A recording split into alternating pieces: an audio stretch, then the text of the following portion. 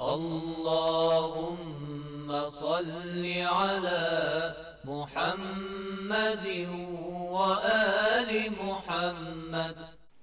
Bismillah ar-Rahman ar-Rahim. Alhamdulillahi Rabbil Alameen. Thumma salatu wa salamu ala Sayyidina Muhammad wa alihi at-tahirin. Allahumma salli ala Muhammadin wa ali Muhammad. In the name of Allah, the Beneficent, the Merciful, all praise belongs to Allah. And may Allah shower His Prophet and the Holy Family with His blessings and salutations. Allah subhanahu wa ta'ala has revealed to His Prophet the 97th chapter of the Quran, which is Surah al-Ghadr, wherein He states, Bismillahir Rahmanir Rahim, Inna anzalnahu fi laylatil qadr, wa ma adraka ma laylatul qadr, laylatul qadri khayrun min alfi shahr, تنزل الملائكة والروح فيها بإذن ربهم من كل أمر Salamun hiya hatta matla'il fajr. The chapter is the chapter on the night of ordainment. As we mentioned in our previous lecture, that in this chapter the idea or the theology of free will and predestination is broached by Allah subhanahu wa ta'ala. And it is not such that there's absolute free will, nor is there absolute compulsion. Rather, the affair, the reality, is between the two, as Imam Jafar as-Sadiq alayhi salatu salam has stated. The night of Qadr is an opportunity for individuals, for the creation of Allah subhanahu wa ta'ala, to also to be active in obtaining or shaping their destiny, shaping that which Allah subhanahu wa ta'ala will ordain for them in the coming year. This is something not only we understand from the words of Imam Sadiq saying that the reality is not compulsion, nor is it absolute free will. We also understand this from the dua, the supplication that we mentioned in the first lecture on Surah al-Qadr. Of course, we use it to define the idea of Qadr, that Qadr is not power, but rather it is ordainment. In that dua, we ask Allah subhanahu wa ta'ala that in the night of Qadr, those things which you ordain and which you have prescribed for your creation over the time, we request Allah subhanahu wa ta'ala and taktubana min hujjaji baytikal haram. This is the actual phrase. We ask Allah subhanahu wa ta'ala to write it, to ordain for us in this coming year that we become the hujjaj, we become a pilgrim to the Kaaba, to Mecca. So this in itself, in the recommendation of the Prophet, in the recommendation of the Ahlul Bayt, it is an indication that there's not complete compulsion. It is also something that indicates that it is not absolute free will. We ask Allah subhanahu wa ta'ala for those things that we want. As He also says in the Quran, Udu'uni astajib lakum, that call upon me and I will answer. So we call upon Allah subhanahu wa ta'ala in the nights of Qadr. And of course, this is one of the wisdoms and one of the secrets of the night of Qadr, the night of ordainment. That the night of ordainment has not been defined, that which night is the night of Qadr.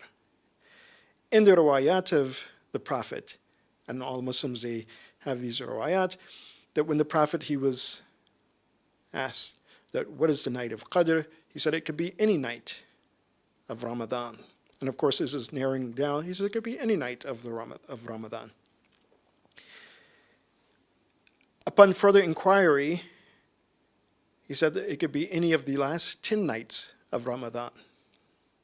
And again, upon further inquiry, he says that it could be any of the nights, the odd nights of Ramadan, the odd nights of the last 10 nights of Ramadan, And upon further inquiry, it was narrowed down to either the night of, meaning the eve of the 19th of Ramadan, the eve of the 21st of Ramadan, or the eve of the 23rd of Ramadan. So in this, there's a wisdom. Some of the scholars of ethics have stated that one of the wisdoms behind not defining exactly which night is the night of Qadr is so that the creation of Allah subhanahu wa ta'ala, so that you and I will actually be active in trying to shape our destiny. But we shape our destiny, our year that is to come, by requesting Allah subhanahu wa ta'ala, by supplicating to Allah subhanahu wa ta'ala, by asking Him to forgive our sins. One of the things that we could do, as mentioned before, recite Surah al-Qadr 10 times in the night of Qadr. That by reciting it 10 times, 1,000 sins will be forgiven. We can ask Allah subhanahu wa ta'ala, as it is recommended in several of the supplications on the night of Qadr, to ask Allah subhanahu wa ta'ala to make us among the Hujjaj, to bless us with the opportunity to make pilgrimage, make the Hajj. So the night of Qadr, it is an opportunity. And we understand this also from one of the very beautiful du'as of Imam Zain al-Abidin alayhi salatu wasalam, that has been recorded in the Sahifatul Sajjadiyah, translated as the Psalms of Islam. This is the 11th du'a of Sahifatul Sajjadiyah. It says, wherein Imam Zain al-Abidin, he supplicates to Allah subhanahu wa ta'ala, asking for the best of outcomes. The second verse of this dua, it begins, وَاشْغَلْ قُلُوبَنَا بِذِكْرِكَ عَنْ كُلِّ ذِكْرٍ وَأَلْسِنَتَنَا بِشُكْرِكَ عَنْ كُلِّ شُكْرٍ وَجَوَارِحَنَا بِطَاعَتِكَ عَنْ كُلِّ طَاعَةٍ. That, O Allah, make our hearts busy with your remembrance over all other remembrance, and make our tongues busy with giving thanks to you above all other thanksgivings, and make our limbs busy with your obedience over all other obedience, meaning that we should be exclusively before Allah subhanahu wa ta'ala, our thanks, our praises, that first and foremost, and our obedience first and foremost should be for Allah subhanahu wa ta'ala. Then he states, فَإِن قَدَّرْتَ لَنَا فَرَاغًا فَاجْعَلْهُ فَرَاغَةَ إِسْلَامَةٍ. And if you ordain for us, again the idea here is qadr. He uses the same word. If you ordain for us, O Allah subhanahu wa ta'ala, faragan, a free moment, a moment when we are not busy. فَإِن قَدَّرْتَ لَنَا فَرَاغًا مِنْ شُغَلٍ فَاجْعَلْهُ فَرَاغَةَ سَلَامَةٍ. Then make it a peaceful opportunity, a moment, whereby we're not busy with this world. And subhanAllah, this is among the beautiful communications that we see, and we often see, and the words of the Ahlul Bayt, how their words, how their du'as, they reflect the idea and the concept of the Quran. The concept in Surah al-Qadr is that the night of Qadr, the night of ordainment, it is a night, and of course, most people are sleeping at night, most people are free at night, unless of course you work the third shift. But even on the third shift, sometimes you find free moments, often more free moments than you find if you're working during the day. You find free moments where you have an opportunity to perhaps read, or you have an opportunity to reflect, to think. So the Imam, he says, فَإِن قَدَّرْتَ لَنَا فَرَاغًا مِنْ شُغْلٍ. So if you have ordained for us a moment where we're not busy, and the night of Qadr is one of those moments that He has ordained for us to be disengaged from the mundane world, to take time to reflect, to pray to Allah subhanahu wa ta'ala, to ask Allah subhanahu wa ta'ala for our needs, especially in the coming year. He says, make that, Imam Sajjad, he says, make that faragh, make that opportunity, that free moment, faraghata salamatin. Make it a peaceful moment. And of course, this also reflects Surah al-Qadr, where in Allah subhanahu wa ta'ala, he states that Laylatul Qadr, he says, salamun hatta matla'il fajr, that it is a peaceful moment until the coming of dawn. So this dua, particularly in this point, it reflects Surah al-Qadr, that make it a free moment for us.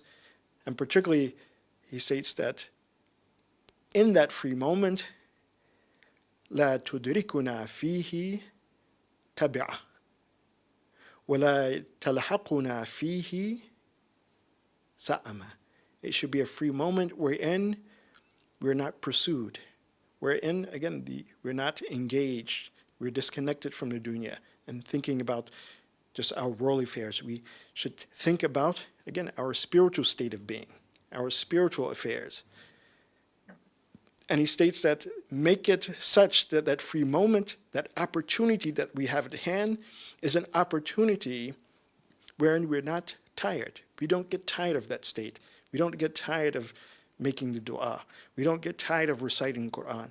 We do not get tired of praying, thanking Allah subhanahu wa ta'ala, and remembering Allah subhanahu wa ta'ala.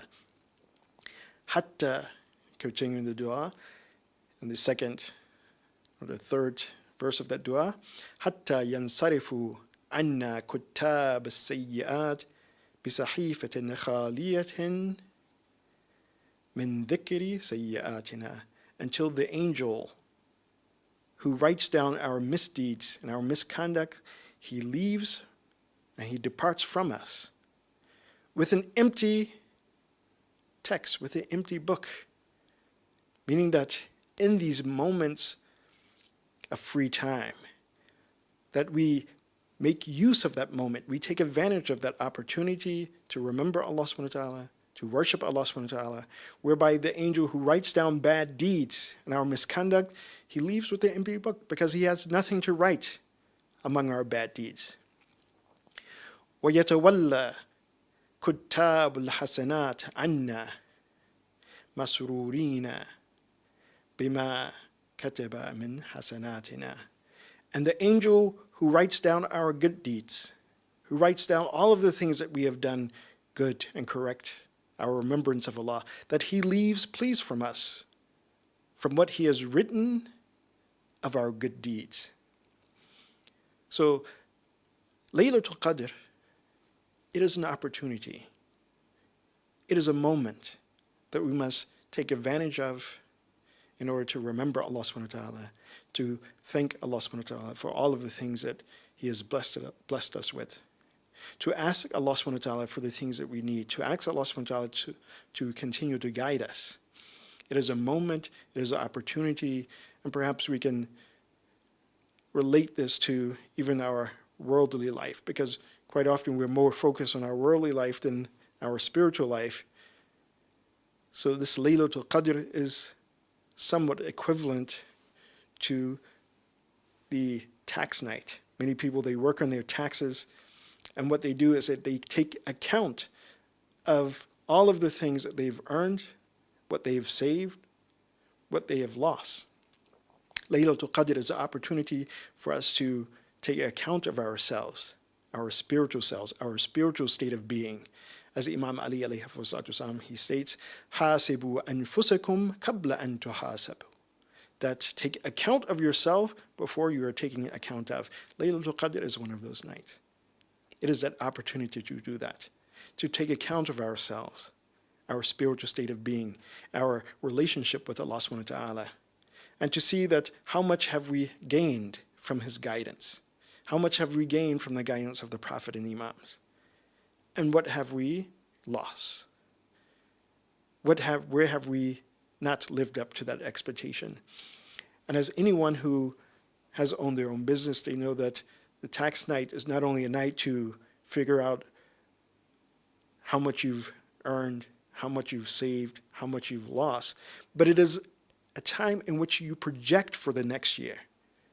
So likewise in the night of Qadr, where we are taking account of our spiritual state of being, let us not only take account of what good we have done, take account of what misconducts we have done, ask Allah subhanahu wa ta'ala to continue to guide us to do good deeds, and ask Allah subhanahu wa ta'ala to forgive our misconduct and our sins and our shortcomings, but also to project for the future, for this coming year.